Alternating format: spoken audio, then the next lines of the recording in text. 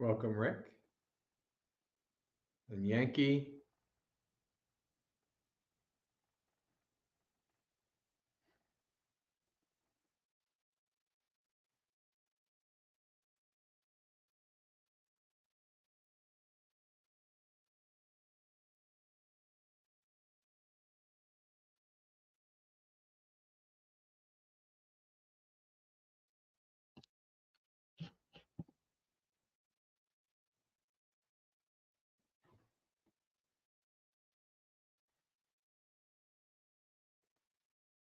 Good evening, Audrey and John.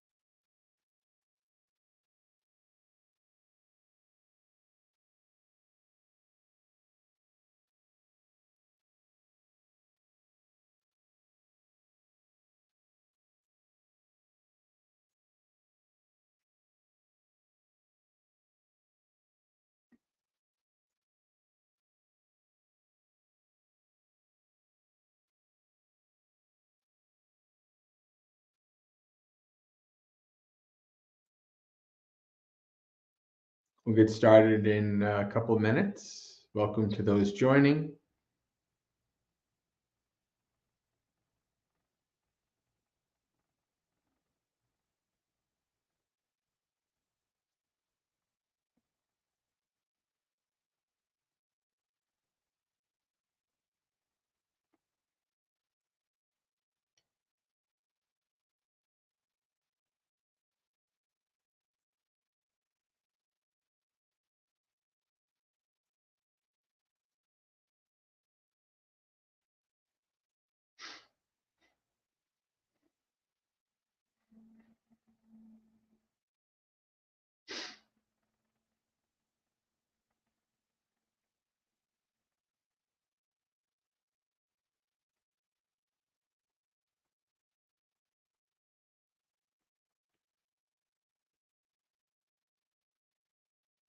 Welcome, Anna.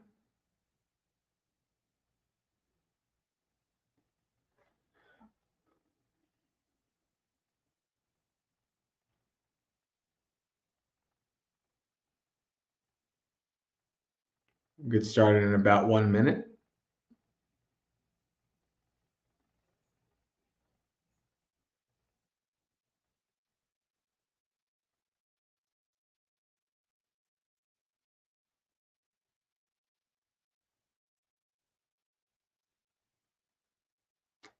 Welcome, Bella and Gautam.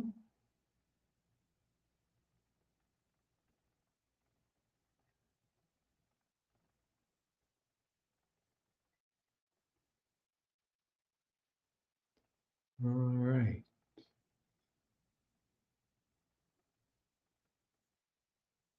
We'll share screen and get started.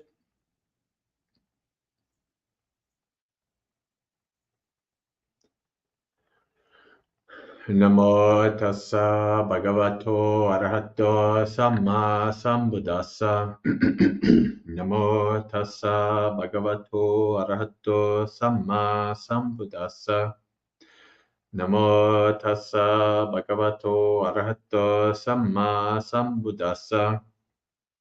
Ekang samayang bhagavave saliyang viharati mahavane kuttagara salanang atako mahapajapati gotami yena bhagavate upasankamitva bhagavantang abhivadetva ekamantang atasi ekamantang titakos mahapajapati gotami bhagavantang etadavocha sadhu me bante bhagava sankitena dhammang dese tu yang ahang bhagavato dhammang sutva eka vupakata appamatta atapini pahitat pahitata viharayanti.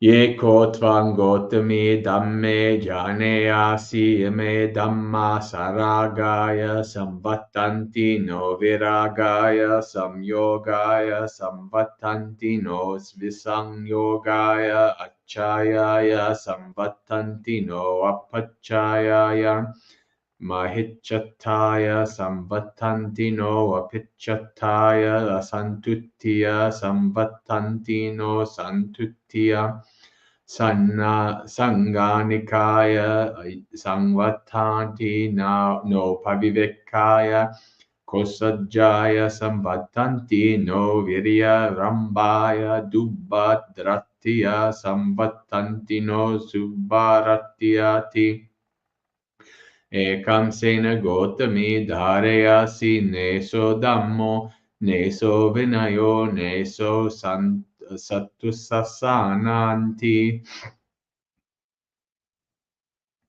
Ye chakodvam gotami dhamme janeyasi me dhamma viragaya samvattanti no saragaya visanyogaya samvattanti no samyogaya apachayaya samvattanti no achayaya apichataya samvattanti no mahichataya santuttaya samvattanti no asantuttiya pavivekaya samvattanti no sanganikaya viryarambaya samvattanti no kosajjaya subharatya samvattanti no dubharatyati ekam sena gotami dharayat si eso dhammo eso vinayo etam santussasaniti.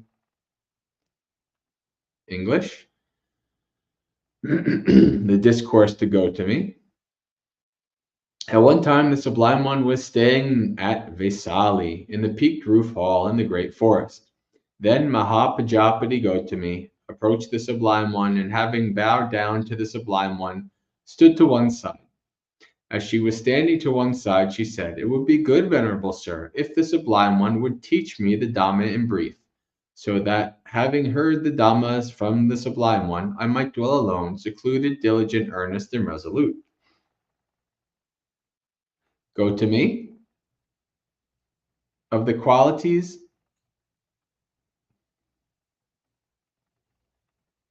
of which you may know, these qualities lead to passion, not to dispassion, to being fettered, not to being unfettered, to self-aggrandizement, not to self-effacement, to overweening ambition, not to modesty, to discontent, not to content, to entanglement, not to seclusion, to laziness, not to arousal of energy, to being burdensome, not to being unburdensome. You, go to me, may definitely hold this is not the Dhamma, this is not the Vinaya, this is not the teacher's instructions.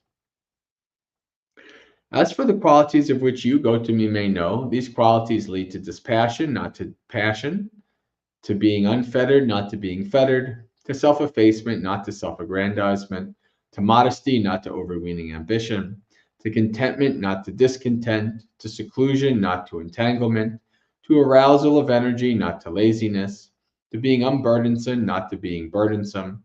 You, go to me, may definitely hold this is the Dhamma, this is the Vinaya, this is the teacher's instructions. Sadhu.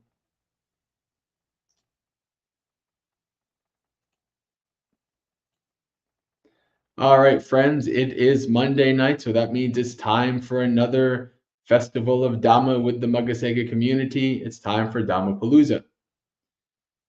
And if those of you who are familiar with Dhammapalooza, you know this is time for us to do a variety of different Dhamma-related activities. We did some chanting. Later, we'll probably do some meditation. And in between, who knows? Will tonight be just a bunch of questions and answers? Will it be no questions and lots of sutta reading? Will it be Dhamma talks? Well, that's all up to you as the community attending this session. So for the next couple minutes in the chat, I will see if there's any questions that you might have. You can type them in the chat. If there's any topics you'd like me to talk about, if there's any topics you'd like the community to discuss, you can put those in the chat. And if nothing else comes up, well, we always have a sutta to read or a sutta roulette to play. So let's see who's joined us. Elaine, Visakha, welcome. As you can tell, I am down in the dungeons in Empty Cloud in the sewing room where I've done many a stream while staying here. Hope the audio is okay, connection's okay, all that's fine. Hello, Gretchen.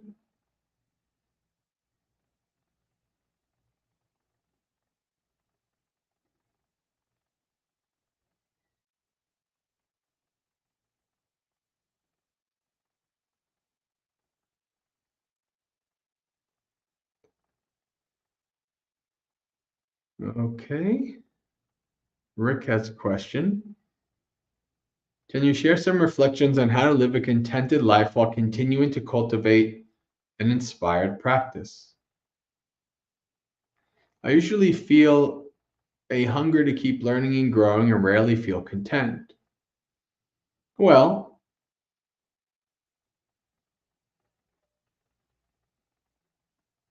you know, you don't want to become so contented that you stop following the path.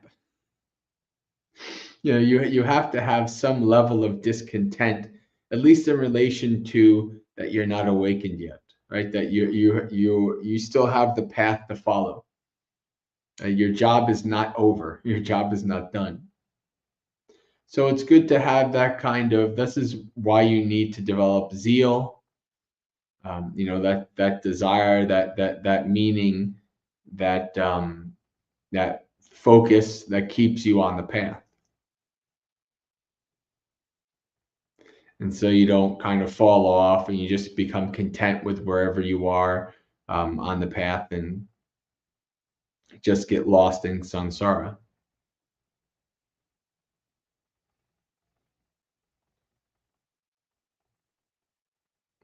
The contentment is, and I've been saying this a while, a lot lately, is the contentment is ever more living in line with nature, living in line with the Dhamma. That's where the contentment comes.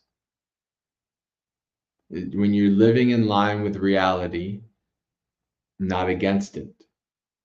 That's where, you can still have a lack of a discontent to continue on the path, but you understand, reality in such a way that you are more content and have less suffering because of it.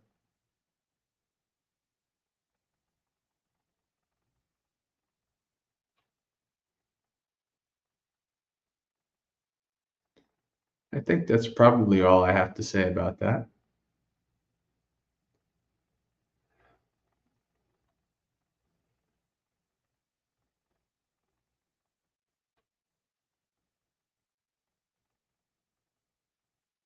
Visakha says, "How have you been, Bante?" Mostly good.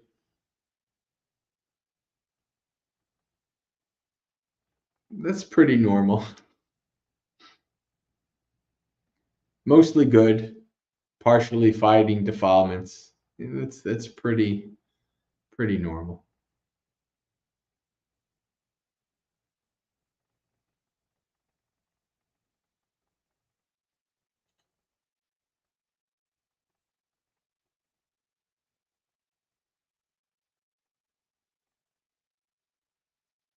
I'll give it another minute or so to see if anything pops up. Then we'll read a sutta.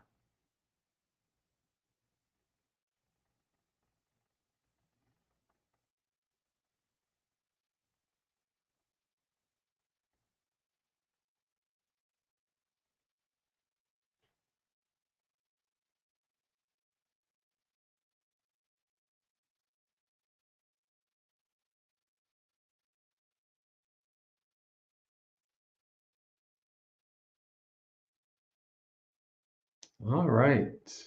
So why don't we read from the Majjhima Nikaya, as is usual. We'll read the analysis of non-conflict.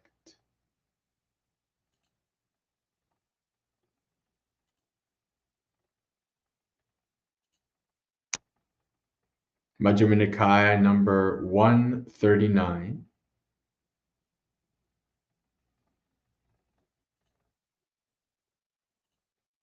I am at Empty Cloud until Saturday morning.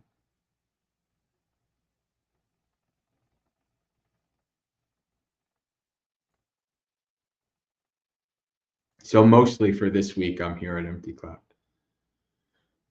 Okay.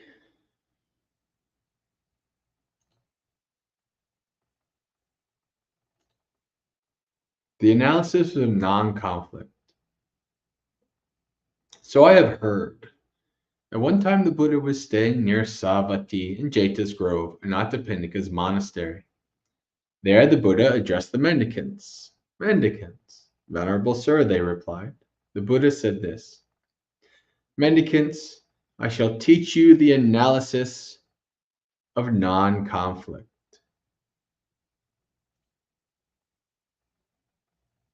So you see here the Pali word here. Aranna Vibhanga. Vibhanga is analysis. You'll see that in the names of sections of suttas and things like that. So Aranna is not war. So not battling. Listen and apply your mind well. I shall speak. Yes, sir, they replied.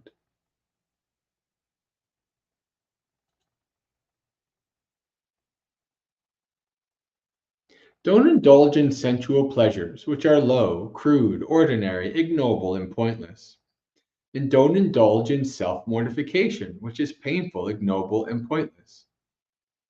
Avoiding these two extremes, the realized one woke up by understanding the middle way of practice, which gives rise to vision and knowledge and leads to peace, direct knowledge, awakening, and extinguishment. Know what it means to flatter and to rebuke. Knowing these, avoid them and just teach the Dhamma. Know how to evaluate different kinds of pleasure. Knowing this, pursue inner bliss.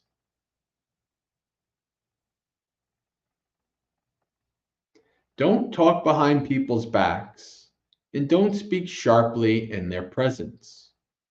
Don't speak hurriedly. Don't insist on local terminology, and don't override normal usage. This is a recitation passage for the analysis of conflict. And so now we'll go into detail about all these different ones. Don't indulge in sensual pleasures, which are low, crude, ordinary, ignoble, and pointless. And don't indulge in self-mortification, which is painful, ignoble, and pointless. That's what I said, but why did I say that? Pleasure linked to sensuality is low, crude, ordinary, ignoble, and pointless. Indulging in such happiness is a principle beset by pain, harm, stress, and fever, and is the wrong way. Breaking off such indulgence is a principle free of pain, harm, and stress and fever. It is the right way.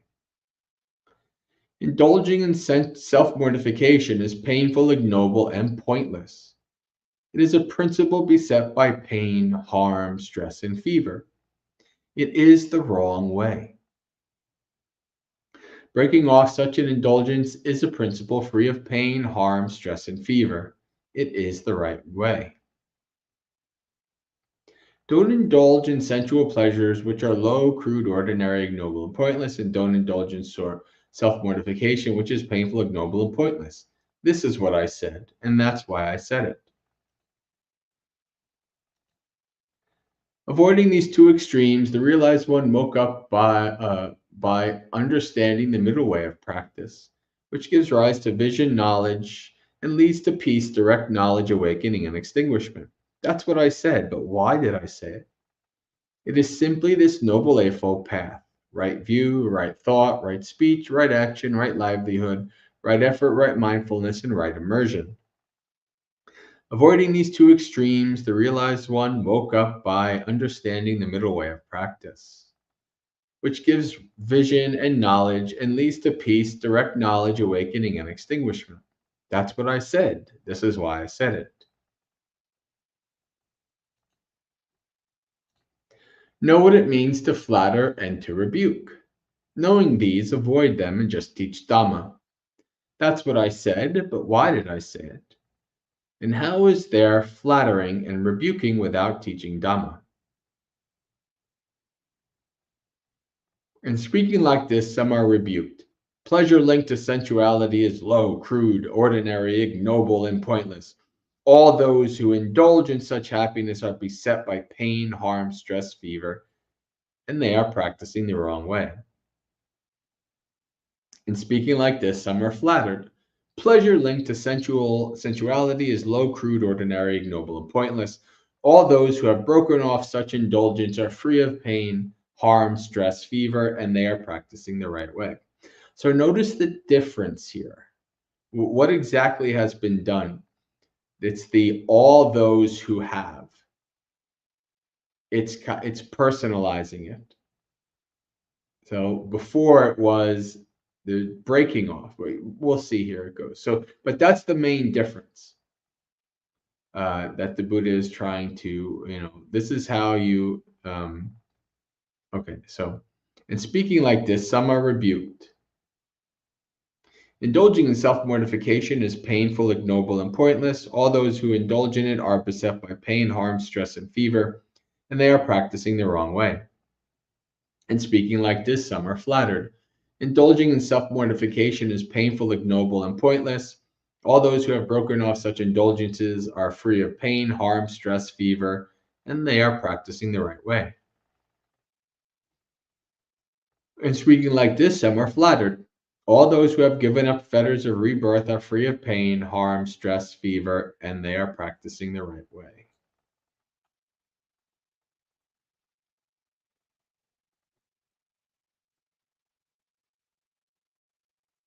That's how there is flattering and rebuking without teaching the Dhamma. And how is there neither flattering nor rebuking in just teaching the Dhamma? You don't say, pleasure linked to sensuality is low, crude, ordinary, ignoble, and pointless. All those who indulge in such happiness are beset by pain, harm, stress, and fever, and they are practicing the wrong way. Rather say this, by saying this, you just teach the Dhamma. The indulgence in is a principle beset by pain, harm, stress, fever, and it is the wrong way. So you see here, this is the depersonalization of the teaching. It's just explaining the process. So it's also, it's also the aspect of a person like kind of being either they feel like they're going to be rebuked if what you're talking about the dominant and it kind of calls them out, even though you're not really calling them out, or it flatters them, even though you're not really flattering them. But there's also the aspect of, again, this is being connected to a self. So the Buddha is in teaching the Dhamma is just the indulgence in this principle is beset by pain. So it's kind of taking the person out of it and speaking just of process. You don't say pleasure linked to sensuality is low, crude, ordinary, ignoble, and pointless. All those who have broken off such indulgence are free of pain, harm, stress, fever, and they are practicing the right way. Rather, by saying this, you just teach the Dhamma. Breaking off the indulgence is a principle free of pain, harm, stress, and fever. It is the right way.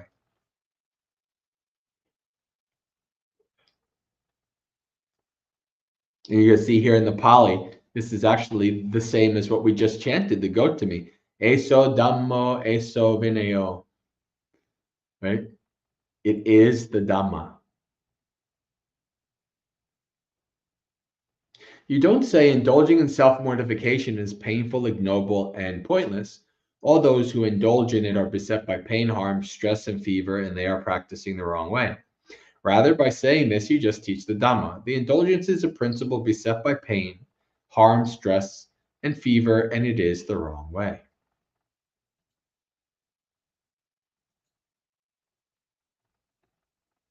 You don't say indulging in self-mortification is painful, ignoble, and pointless.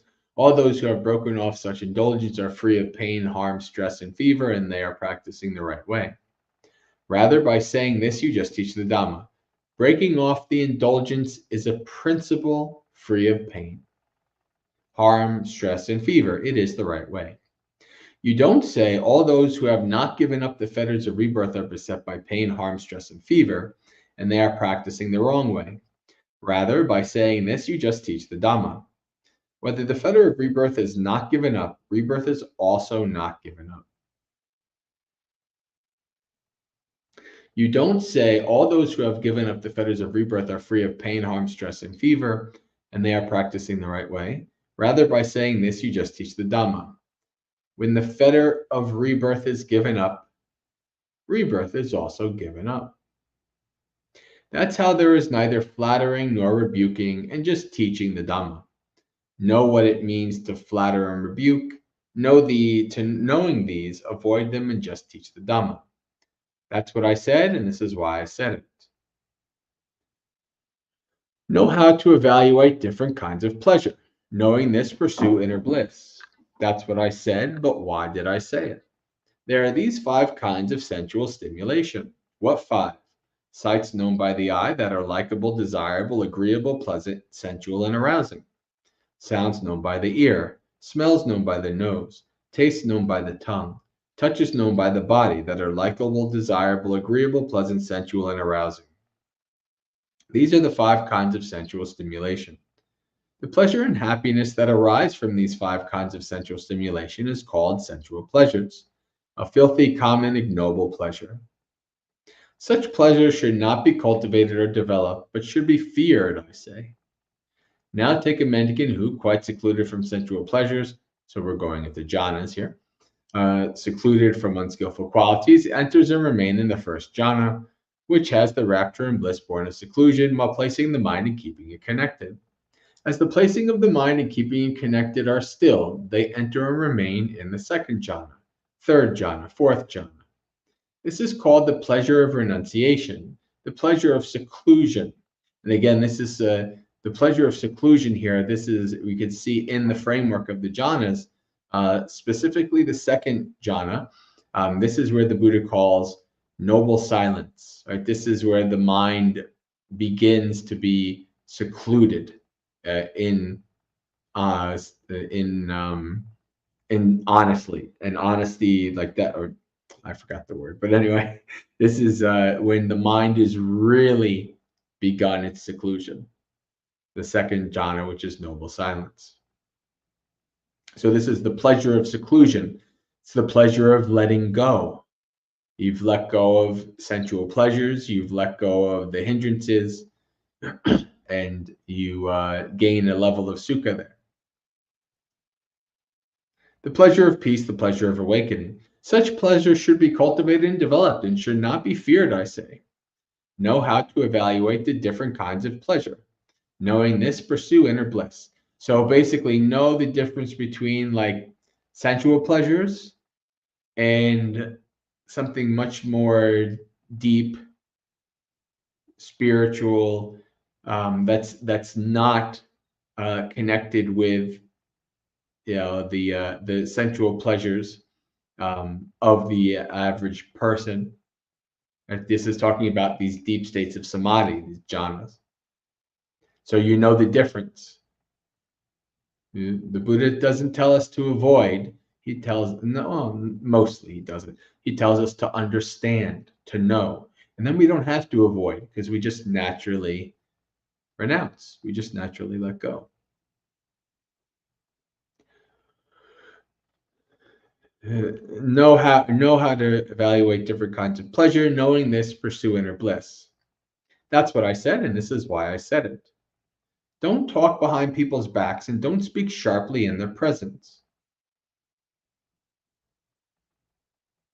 This is what I said, but why did I say it? When you know that that what you say behind someone's back is untrue, false, and pointless, then, if at all possible, you should not speak. When you know that what you say behind someone's back is true and correct, but pointless, then you should train yourself not to speak. When you know that what you say behind someone's back is true, correct, and beneficial, then you should know the right time to speak. When you know that your sharp words in someone's presence are untrue, false, and pointless, then, if at all possible, you should not speak. When you know that your sharp words in someone's presence are true and correct, but pointless, then you should train yourself not to speak. When you know that your sharp words in someone's presence are true, correct, and beneficial, then you should know the right time to speak. Don't talk behind people's back and don't speak sharply in their presence. That's what I said, and this is why I said it. Hello, Sam. Welcome.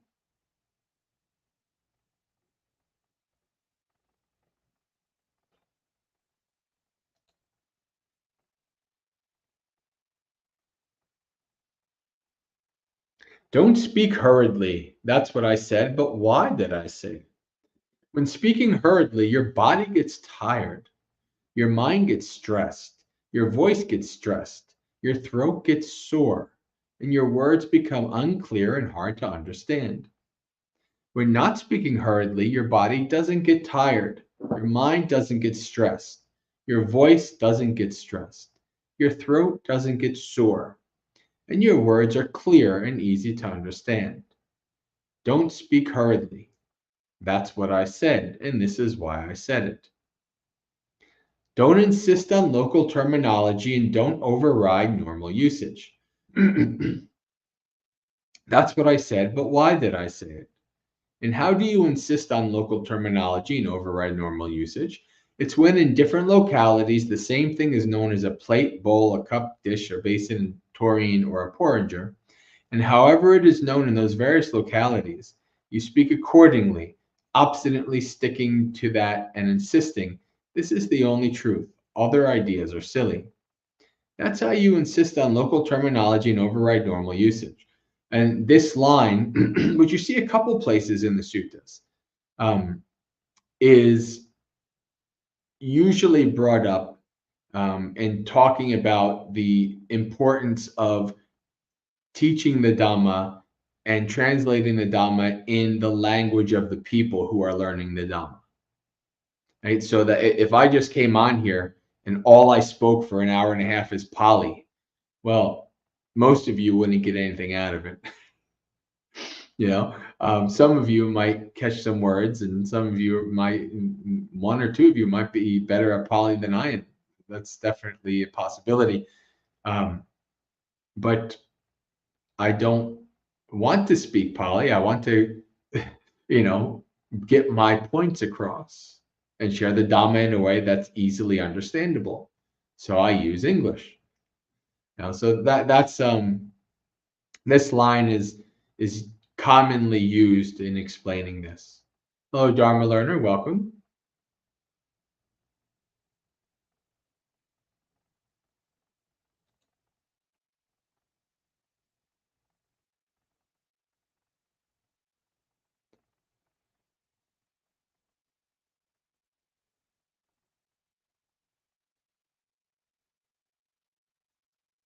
And how do you not insist on local terminology and not override normal usage? It's when in different localities, the same thing is known as a plate, a bowl, a cup, a dish, a basin, a tureen, or a porringer. And however it is known in those various localities, you speak accordingly, thinking it seems that the venerables are referring to this. That's how you don't insist on local terminology and don't override normal usage. Don't insist on local terminology and don't override normal usage. This is what I said, and that's why I said it. Now, Mendicants, pleasure linked to sensuality is low, crude, ordinary, ignoble, and pointless. Indulging in such happiness is a principle beset by pain, harm, stress, fever, and is the wrong way. That's why this is a principle beset by conflict. Breaking off such indulgence is a principle free of pain, harm, stress, fever, and is the right way. This is a principle beset by conflict. Right? That's a very important thing. Sensual pleasures. How is that beset by conflict? Well, you're chasing after sensual pleasures and other people are getting in the way. Or other people have the pleasures that you want to experience. Other people's spouses, or what they own different things or whatever. And so because of that desire to chase after that sensuality, well, this is how it is the wrong way. This is how it causes pain and harm and stress and things like this.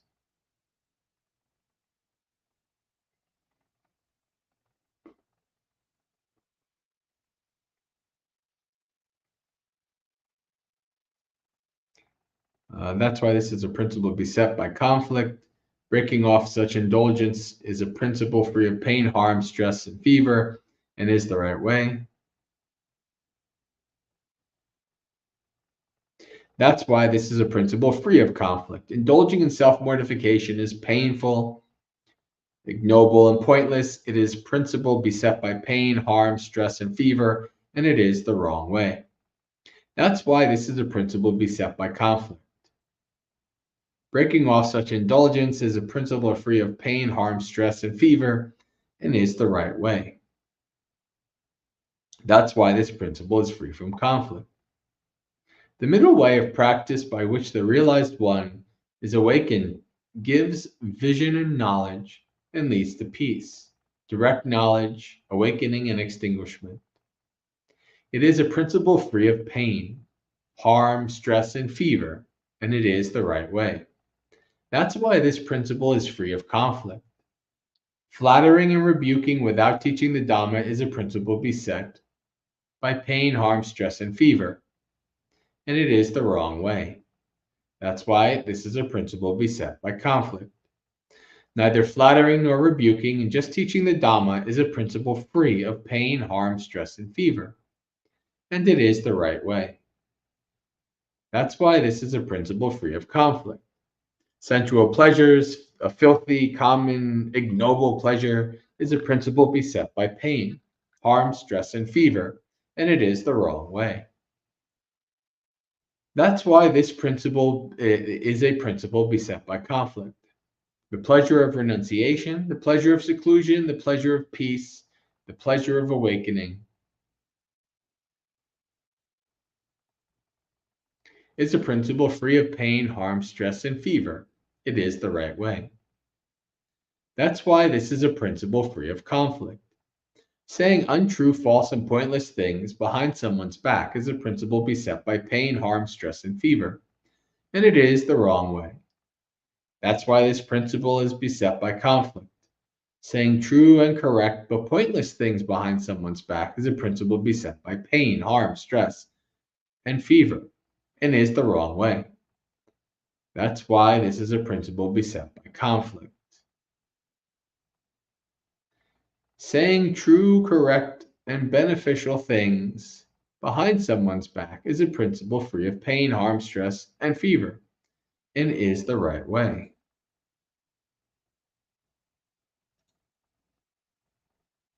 That's why this principle is a principle. This is a principle free of conflict. Saying untrue, false, and pointless things in someone's presence is a principle beset by pain, harm, stress, and fever, and is the wrong way. That's why this is a principle beset by conflict. Saying true and correct but pointless things in someone's presence is a principle beset by pain, harm, stress, and fever, and it is the wrong way. That's why this is a principle beset by conflict. Saying true, correct, and beneficial things in someone's presence is a principle free of pain, harm, stress, and fever, and is the right way. That's why this is a principle free of conflict. Speaking hurriedly is a principle beset by pain, harm, stress, and fever, and is the wrong way. That's why this is a principle beset by conflict. Speaking hurriedly, unhurriedly, is a principle free of pain, harm, stress, and fever, and is the right way. That's why this is a principle free of conflict. Insisting on local terminology and overriding normal usage is a principle beset by pain, harm, stress, and fever, and it is the wrong way. That's why this is a principle beset by conflict. Not insisting on local terminology and not overriding normal usage is a principle free of pain, harm, stress, and fever, and is the right way. That is why this is a principle free of conflict. So you should train like this. We shall know the principles beset by conflict and the principles free of conflict. Knowing this, we will practice the way free of conflict. And Mendicants, Subhuti, the gentleman, practices the way of non-conflict. That is what the Buddha said. Satisfied, the Mendicants approved of what the Buddha said. Sadhu, sadhu, sadhu. All right.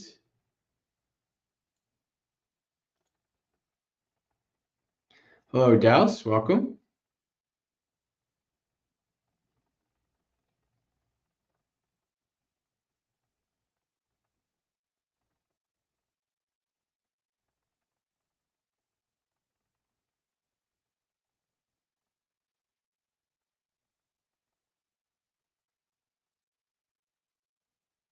All right, we do have some questions here. How important is humility on the path of liberation?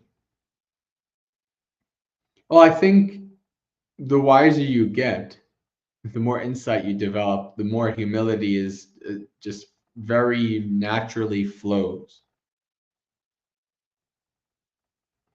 This is a humbleness of your own abilities, a humbleness of your own how far you are on the path and things like this, not feeling very prideful in it, feeling kind of like prideful in, oh man, I've been meditating X amount of years and I'm so good at like that's like the total opposite of realizing not self, right? You're building a self from that, out of that arrogance and that deceit and delusion. But humility is understanding, that maybe you've come far, but you have still a long way to go, and you're not perfect, and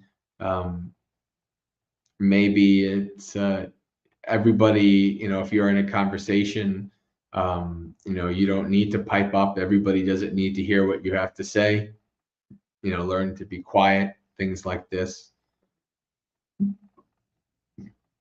So yeah, humility is important, but it's usually developed on the path itself. It's not necessarily something everybody comes to the path with.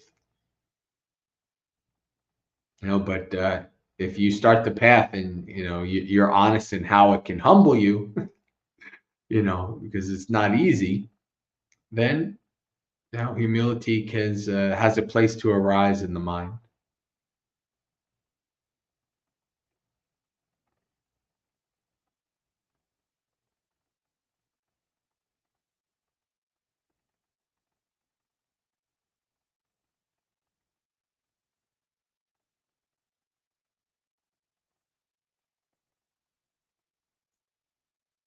I've had a problem with this no self, confusing it with no personality. Is there a difference? There's a difference, correct? So the Buddha is asked by Vacchagotta if there is a self or there is not a self, and he refuses to answer. And this is not the word anatta either. This is quite literally a self or not a self. So it's different Pali words. And he refuses to answer because answering one way or the other would, in the person's mind, align him with either annihilationists or eternalists. So I think it's a fairly obvious thing that you have a personality, right? You have a. It's always. I always wonder if maybe I need to find better wording than this. It's like you you have some level of a self, right? But the idea is that it's just created. There's nothing substantial behind there. There's no permanent essence. It's just something that's created. And once you start to realize that, then you don't take it so seriously. Oh, this was just created. I built this up.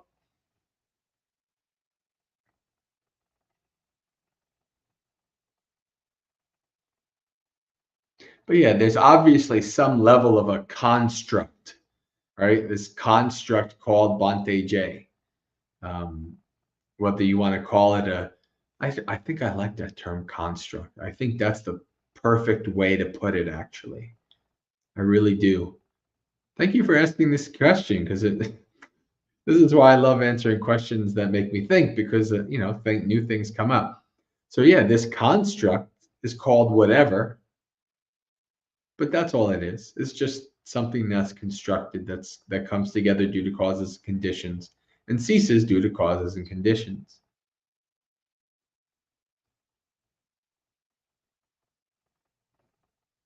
So if you want to use mundane language and say myself and say I have a personality and all these things, that's perfectly fine. There's nothing wrong with that. Um, the insight behind it is though that it may exist to some extent in the mind, but it's not a permanent essence. It's impermanent, it's anicca, it's unstable, undependable, just like everything else.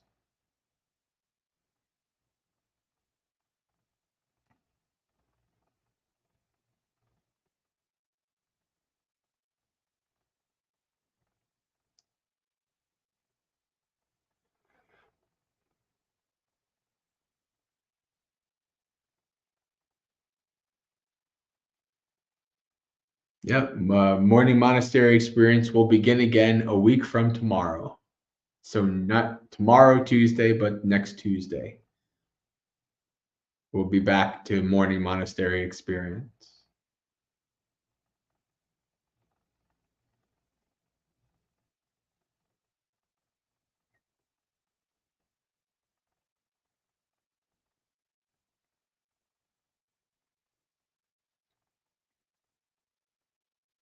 So Daos has looks like there's some question in there.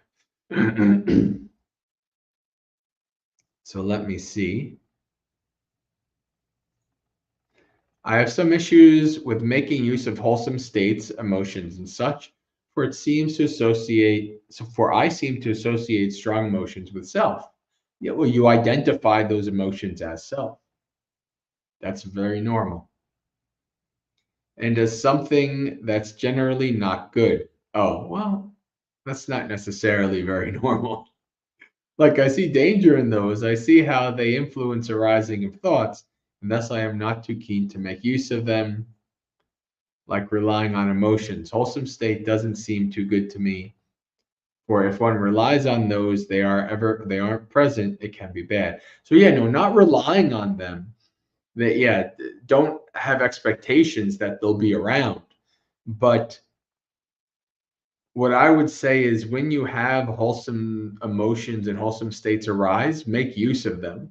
Right? Don't waste them, knowing that you're going to you have this opportunity. It's like if maybe like 20 hours of the day you're just really lazy and you don't feel like doing anything, but for 4 hours of the day you have the zeal and you want to practice it. Well, that's the time to really put in lots of practice in that 4 hours because you have the zeal, you have the emotion and the mind state, and you make use of that mind state.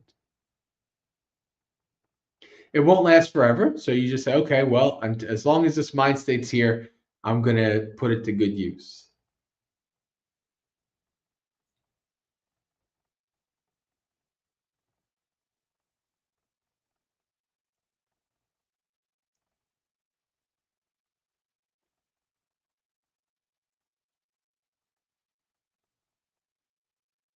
Hello, Perennial Daydreams. We have a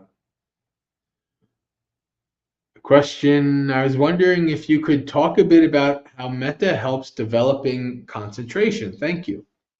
Well, because metta is a practice that develops samatha, right? It develops a calm, tranquil mind. And it does it on a couple levels.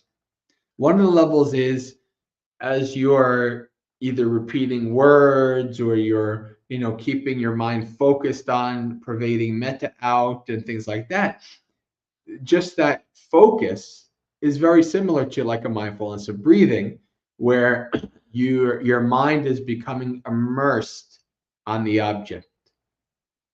It's not being distracted anymore, or much less until it becomes no more. And so it's immersing in the object. This is why Bhante Sudaso calls samadhi immersion. This is actually not just Bhante Sudaso, but this is one way that a few people translate it. And you're being immersed, like being immersed in water, right? So you're in the water and it's all covering you. It's like you're immersed in the object. So you're immersed in metta, and that calms the mind because of that focus. And then also, how it helps in developing concentration is because you have lots of goodwill towards beings. You live and act with goodwill towards beings, so you don't act in unskillful ways. You have less restlessness and remorse.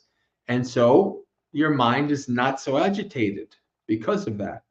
You're not worrying about all the bad things you've done and how people might take revenge and all the yada, yada, yada, yada. So both of those things really are the two main aspects of how metta practice is something that develops immersion, develops samadhi. Sure, we can do a metta meditation for the guided meditation. So we're about to do meditations in a couple minutes, I think. Anyway, because the chat's not too popping out tonight, not too very popular, not too many questions. So, and we're coming close to the end of the first hour, so we'll give it another minute or two and see if anything pops up, and then maybe we'll do some meditation.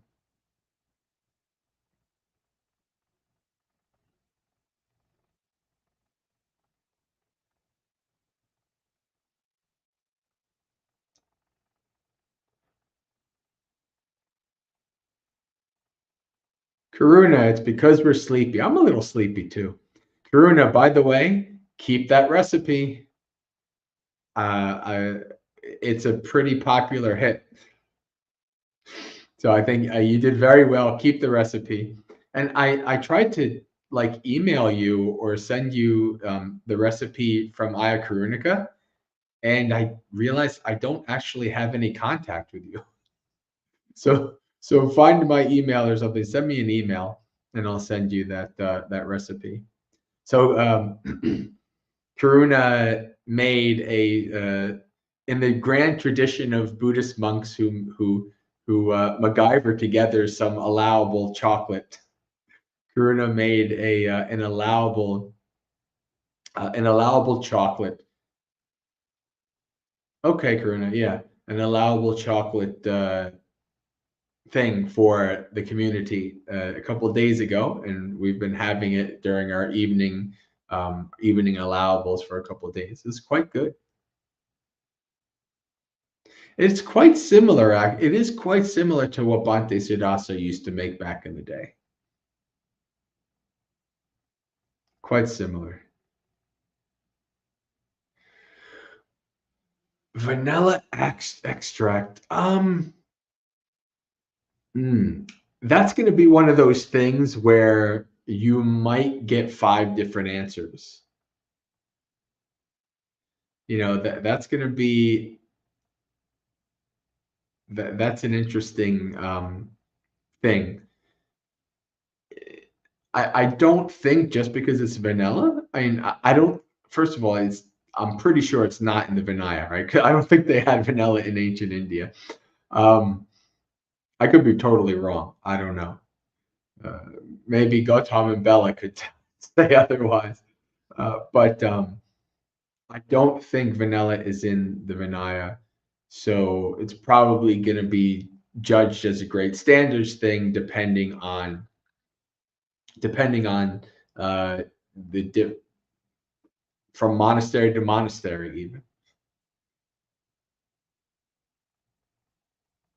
Yeah, but I would ask Bhante Sudaso and see what he says.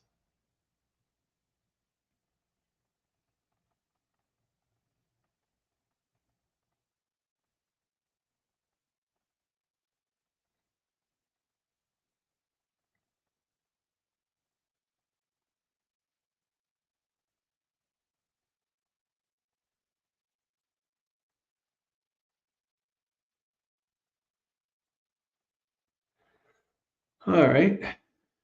Dow says, what's the best, what's a good way to investigate dukkha is one of the three marks of existence. Anatta and impermanence are clear to me.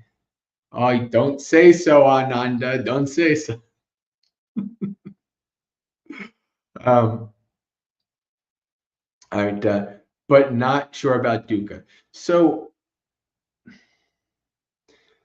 one of the confusing things, and I think that might be something kind of lost in English, but one of the confusing things about talking about dukkha as one of the characteristics of existence is that it's very easy for somebody to think that this means that everything inherently has dukkha in it.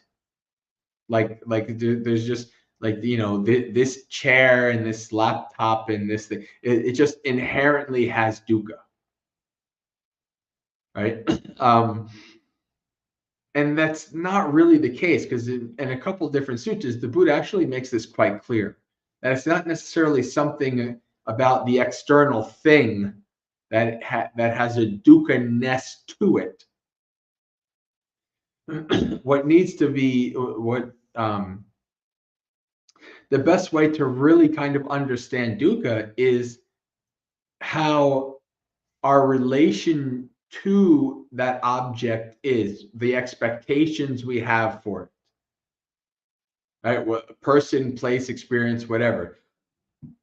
The expectations, you know, this person will give me joy and pleasure, and then also suffering comes, and you know, all these things because you expected something different. So when you attach to something, you set the booby traps of dukkha. So the way I like to describe it as anything when clung to has created dukkha. So you can watch that all day, every day. You can just observe that. You know, the clinging to certain things, to making it, having expectations of certain things. This is all an attachment. This is all a clinging, a grasping, that is trying to force and manipulate something to our wishes and desires. But that's not how things work.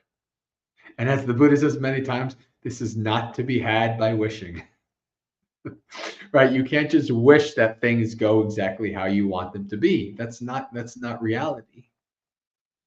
So you see a pleasant, you know, a sight, sound, taste, touch, body, tangible, whatever. Actually, I said touch, but you see something pleasurable, you grasp onto it, and because you're deluded and ignorant, the booby traps are set.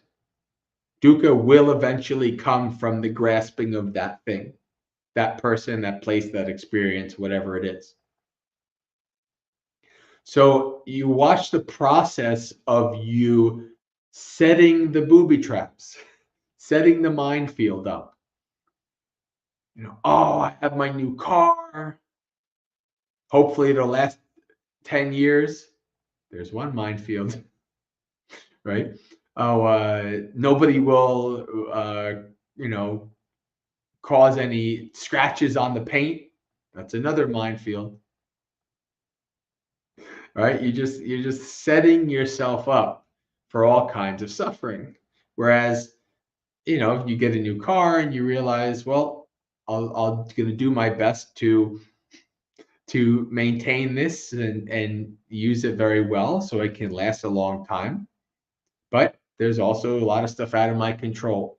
So as long as I have the car, I'll enjoy it and I'll use it and I'll make the best I can out of it.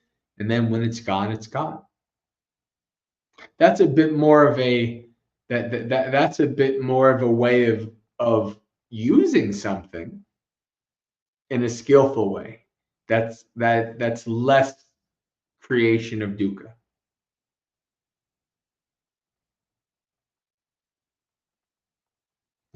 Yeah, karuna. But yeah, as Tao says, clear in the sense of how to investigate them. Yeah. So that's what I would say. That I mean, like most of my day is just realizing how stupid I am because I cause myself so much suffering. Why do you set that trap up? Why did you do this? Oh, of course, also being able to recognize setting up the trap. Oh, wait, let's not get so attached here. Let's not set up any traps. This is how it is. Let's try to understand it, investigate it, and live in line with reality.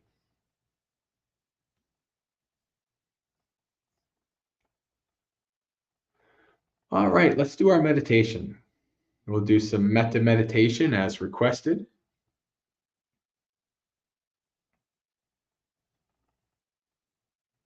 Perennial Daydream says, setting a trap up for myself sounds like me looking for a date. Yeah, that was pretty much me back then too. Yeah, I agree.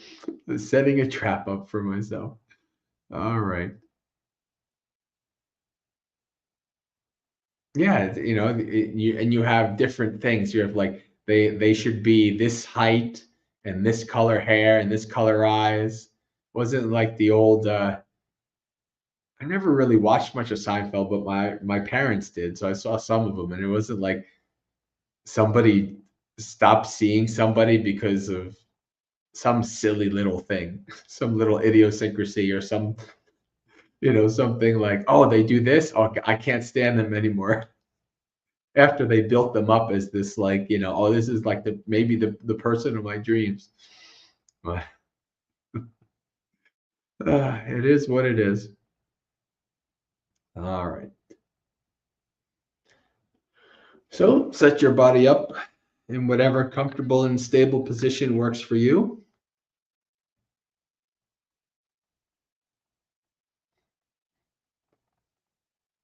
We'll do an abbreviated scanning through the body since we have a short period of time to do our metta meditation.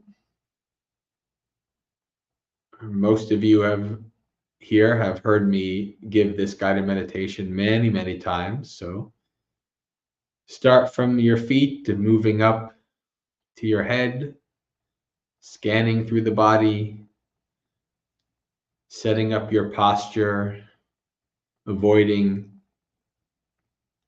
little minefields of discomfort and imbalance that will lead to large explosions of pain and suffering later.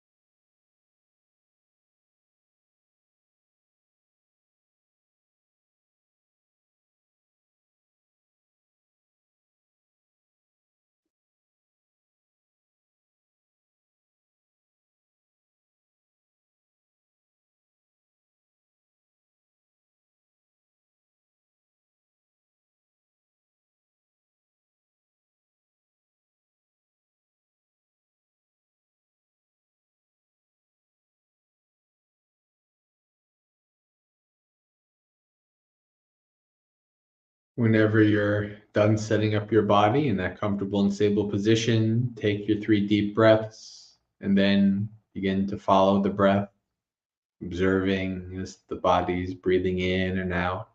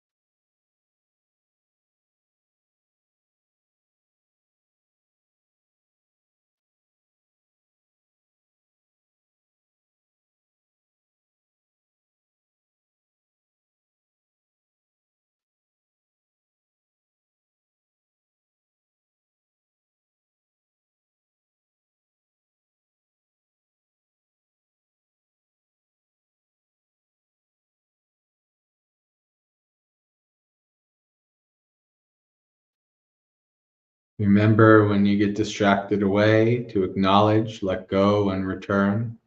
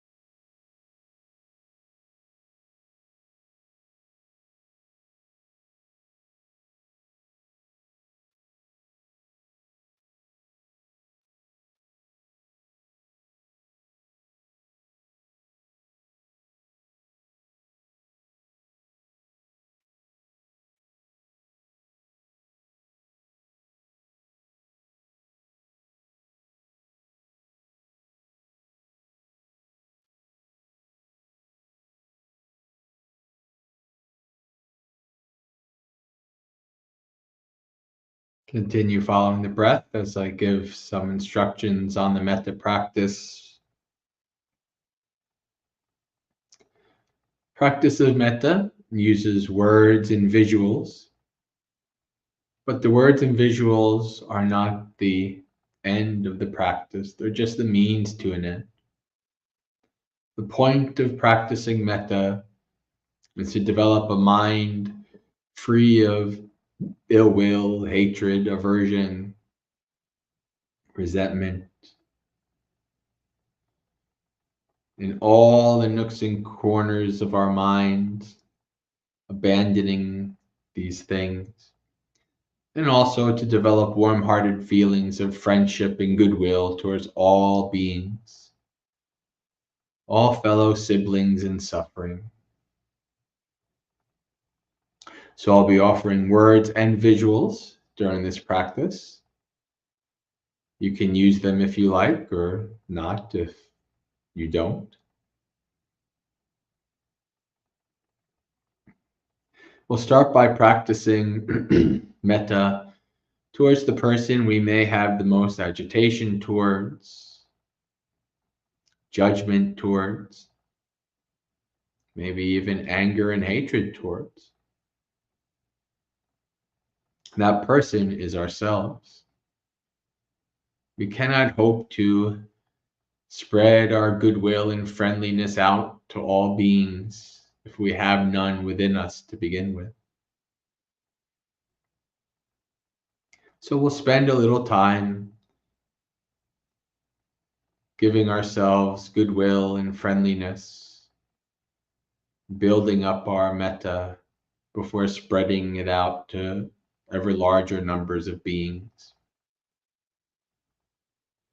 If you wish, you can visualize a sphere around you,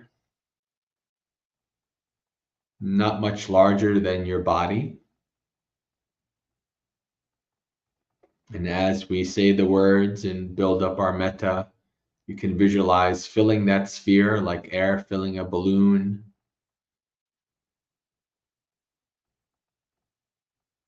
Pervading and filling that sphere with all your goodwill and friendliness. Repeat the words. May I find happiness.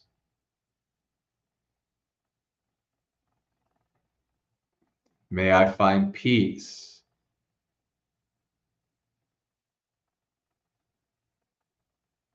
May I live in friendship with all beings. May I find release from suffering. When you say the words of metta, they're not meant to be just said over and over again like a mantra.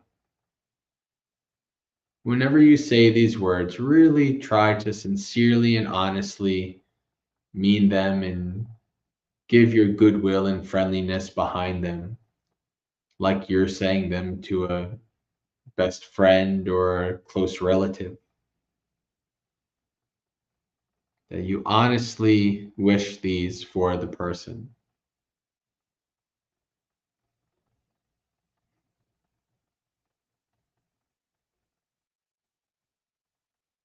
Repeat the words. May I find happiness.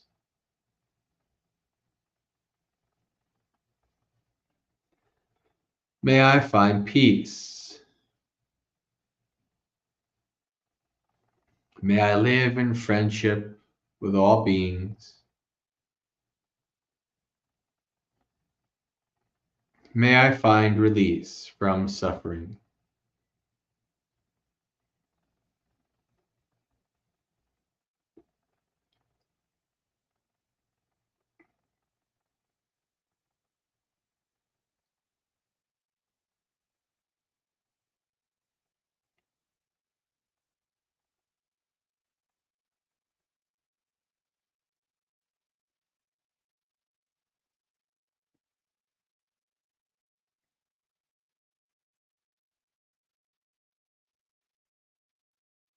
May I find happiness.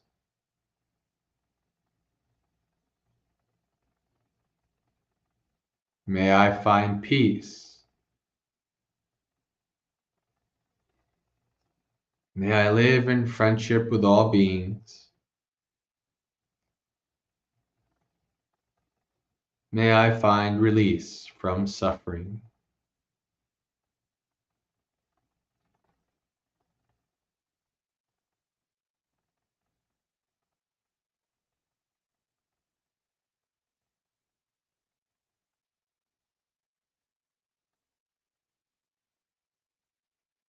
If you like, you can visualize an image of yourself in front of you, like looking in the mirror. You can send your goodwill to that image.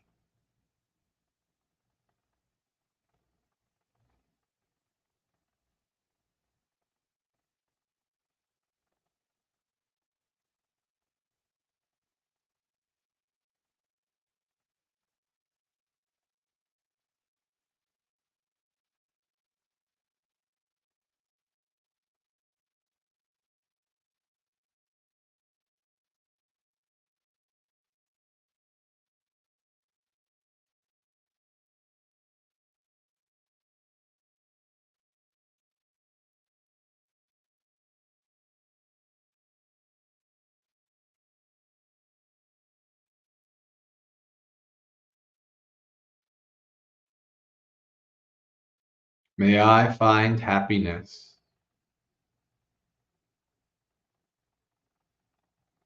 May I find peace. May I live in friendship with all beings. May I find release from suffering.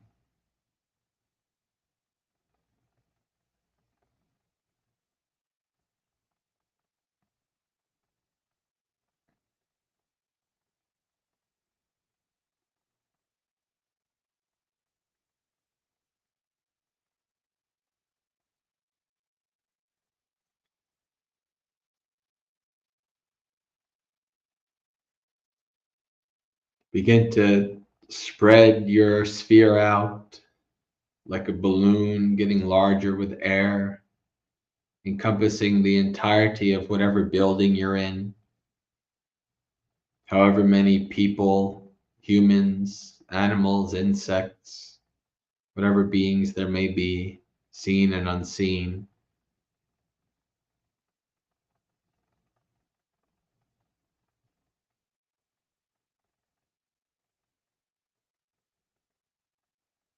Repeat the words. May all of us in this building find happiness.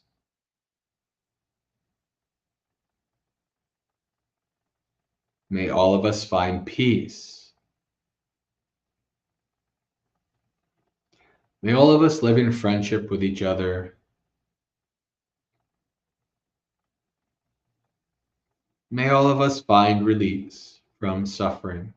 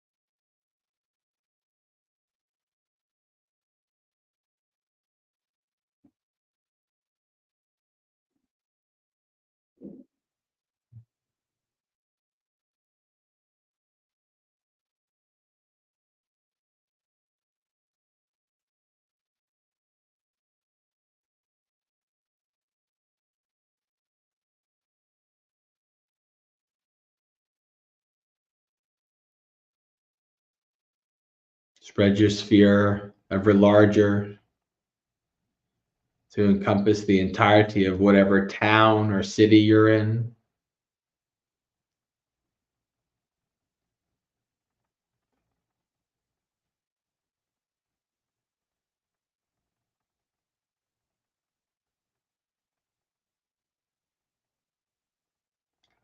May all of us in this city,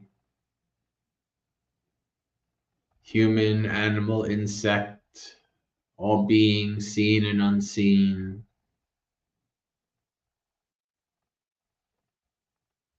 May all of us find happiness.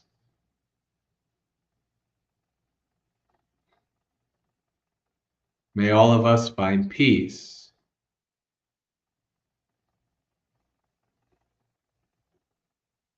May all of us live in friendship with each other.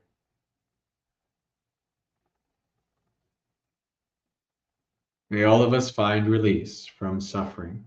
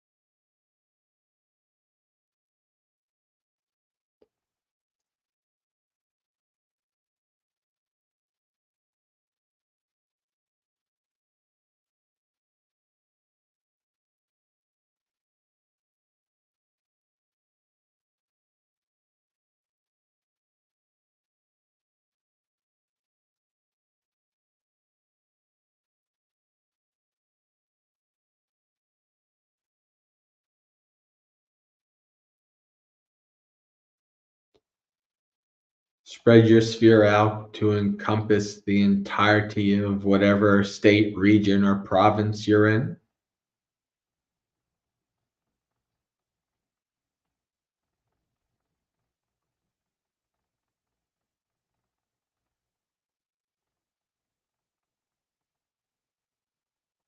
May all of us in this region find happiness.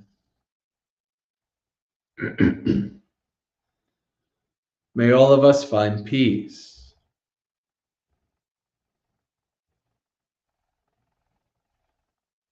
May all of us live in friendship with each other.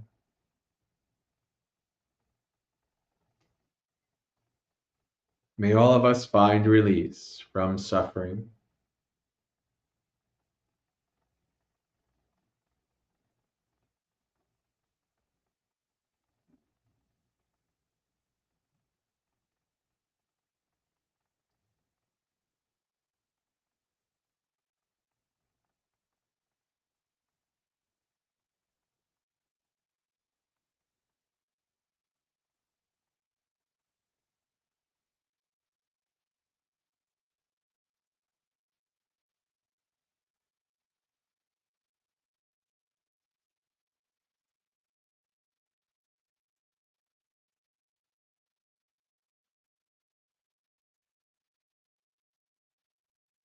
Spread your sphere out to encompass the entirety of whatever country you're in.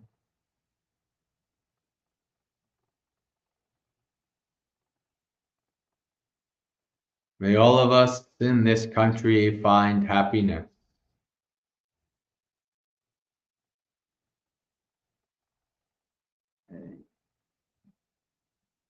May all of us find peace.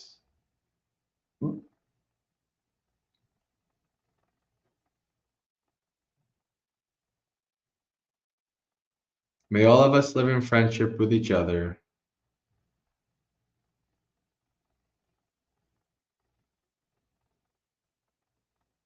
May all of us find release from suffering.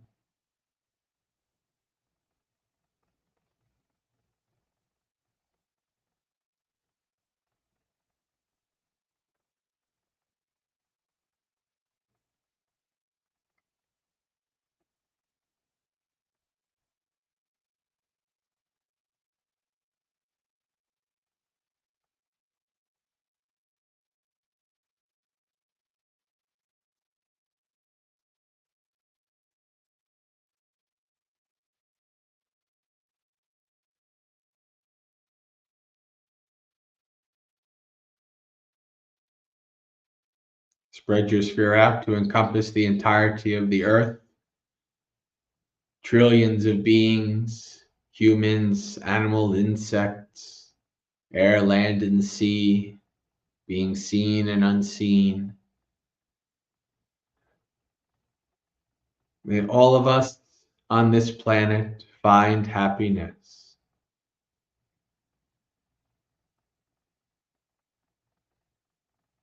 May all of us find peace.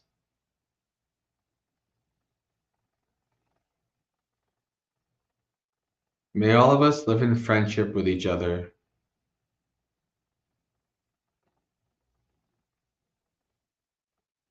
May all of us find release from suffering.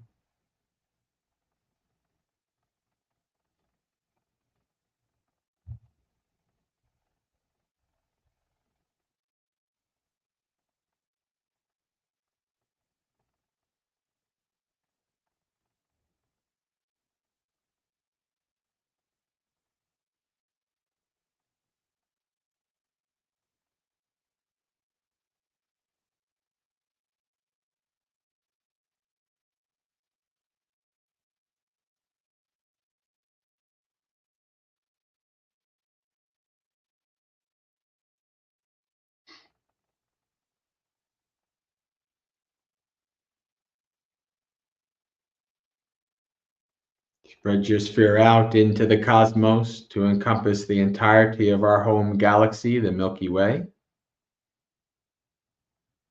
Hundreds of billions of stars, planets.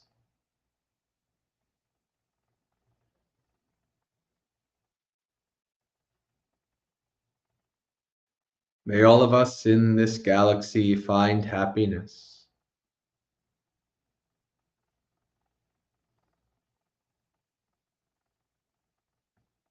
May all of us find peace.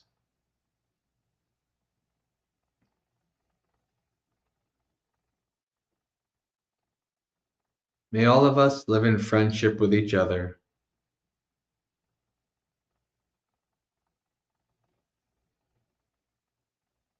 May all of us find release from suffering.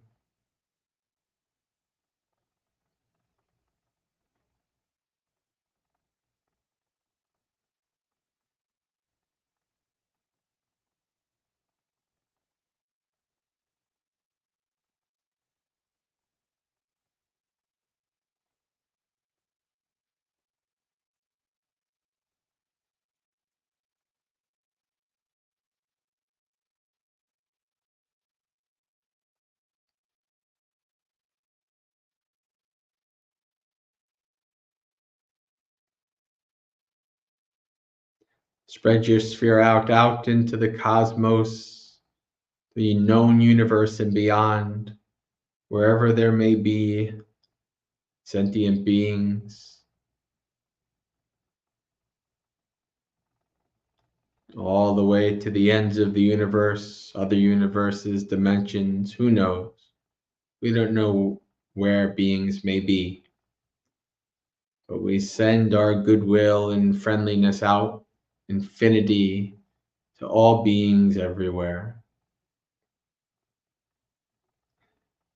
May all of us everywhere find happiness.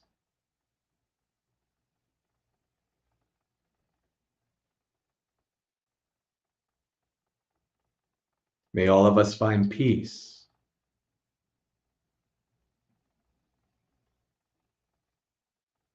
May all of us live in friendship with each other.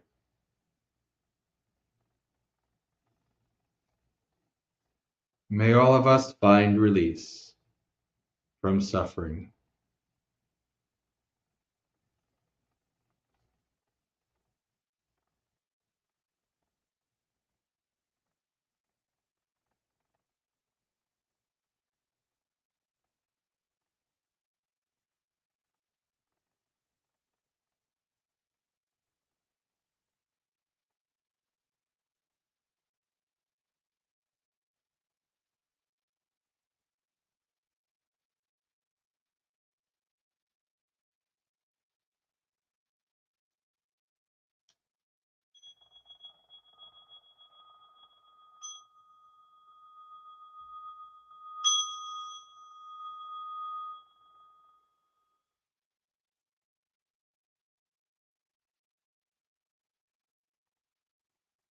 Slowly come back through the universe.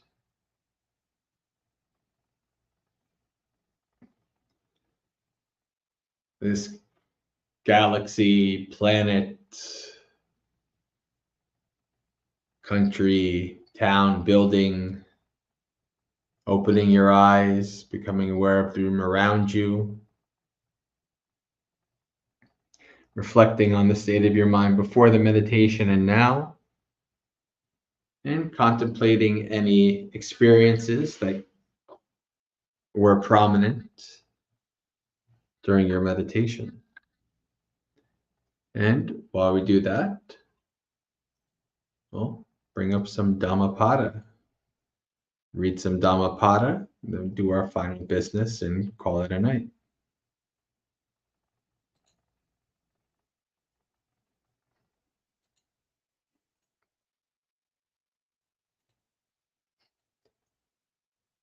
Old age.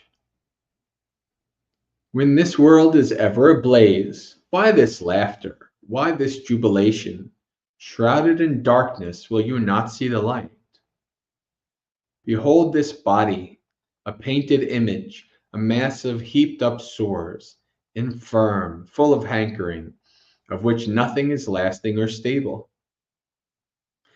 Fully worn out is this body, a nest of disease, and fragile. This foul mass breaks up, for death is the end of life. These dove-colored bones are like gourds that lie scattered about in autumn. Having seen them, how can one seek delight? This city, the body, is built of bones, plastered with flesh and blood. Within are decay and death, pride and jealousy. Even gorgeous royal chariots wear out, and indeed this body too wears out. But the Dhamma of the good does not age, thus the good make it known to the good. The man of little earnings grows old like a bull. He grows only in bulk, but his wisdom does not grow. Through many a birth in samsara have I wandered in vain, seeking the builder of this house. Repeated birth is indeed suffering. O house builder, thou art seen. You will not build this house again, for your rafters are broken and your ridgepole is shattered. My mind has reached the unconditioned. I have attained the destruction of craving. Those who in youth have not led the holy life, or have failed to acquire wealth, languish like old cranes in the pond without fish.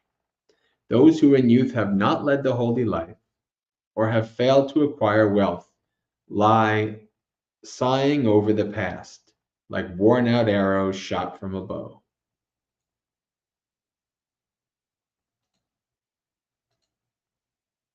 I quite like that, like worn-out arrows shot from a bow. It's kind of laying there useless, past their prime, already used up.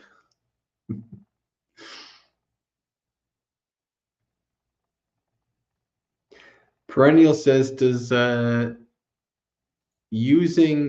metta meditation also cultivate the other three Brahma Viharas? Yes and no. I think the other three Brahma Viharas come in some way built upon metta. Because remember, compassion is about all beings, not just people who we feel emotionally compassionate for. And mudita is appreciation for all beings, their happiness. And equanimity is, even if you can't have goodwill towards the beings, at least you can be equanimous, right? And you can be equanimous of your likes and dislikes.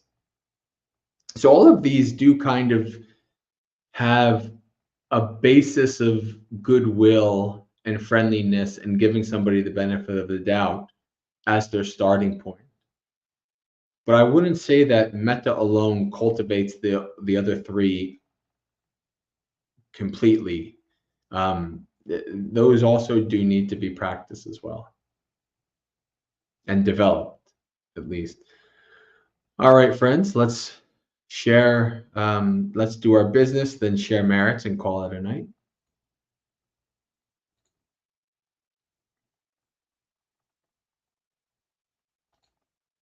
All right. So friends, if you are joining for the first time, seeing this video, and you'd like to see more from me or Maggasekha, you can go to the website, maggasekha.org, maggasekha.org. And on there, this is my headquarters. Anytime I post a new video, a new article, a retreat, post about my journeys, everything that's going on with Maggasekha and myself, you can find on this website. The top right of the website, there's a place to put your email. And if you put your email in there, anytime I post something new on the website, you will get an email. Same thing on YouTube. You click subscribe, click the bell. Then every time a new video, a new live stream comes up, you will get a notification. So in terms of weekly activities, as we've just finished, we have Dhammapalooza Monday night, 7 p.m. New York time. Then we have Monday through Fridays when I can. This week, not because I'm at Empty Cloud, but Monday through Fridays when I'm able to, we do a morning monastery experience at 8 a.m. New York time, 8 to 8:30. It's a half hour of experiencing what the morning at a monastery might be like, with some chanting, some puja, some precepts, and a little bit of Dhamma. Give them maybe 4 or 5 minutes of Dhamma talk. Good Dhamma to start your day with. And then Saturdays on Insight Timer, 3 p.m. New York time, I have an hour and a half session with Dhamma talk, meditation, Q&A. And then Sunday nights on our community, Maggasekha community Discord, we have sutta reading. We've been reading through the suttas for 7 years, almost every Sunday. And so the Maggasekha Discord community is a community that is based both in study and practice in the early Buddhist texts, the suttas. And like I said, we've been going for about 8 years. And if this community sounds like something you might be interested in, you can send an email to the email listed on the screen, maggasekha@gmail.com, and ask for an invite. And we'll make sure you get an invite to come join us on the community Discord.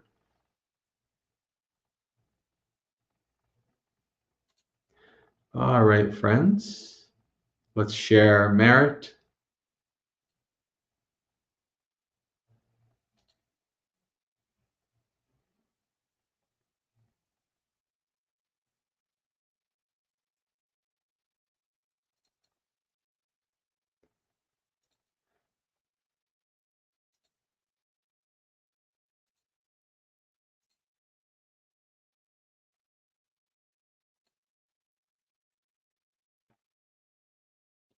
Dukkha patta chani dukkha, bhaya patta chani bhaya, soka patta chani soka, hontu sabbe pipaniyo, etavata cha mehi sampatang punya sampatang, sabbe deva anumodantu sabba sampatti siddhya, akasatta chabumata deva naga mahiddika punyantang anumoditva charang rakantu sasanang. May the suffering ones be suffering free, and the fear-struck fearless be. May the grieving shed all grief, and may all beings find relief. May all beings share this merit of ours that we've thus acquired for the acquisition of all kinds of happiness.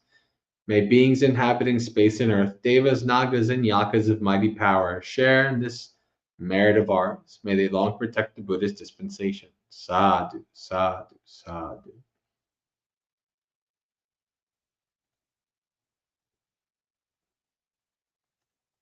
All right, friends, Sukhi Hotu, may you be well and at ease. Practice well and be well. May you have a spiritually successful and peaceful practice until we meet again. Have a good week.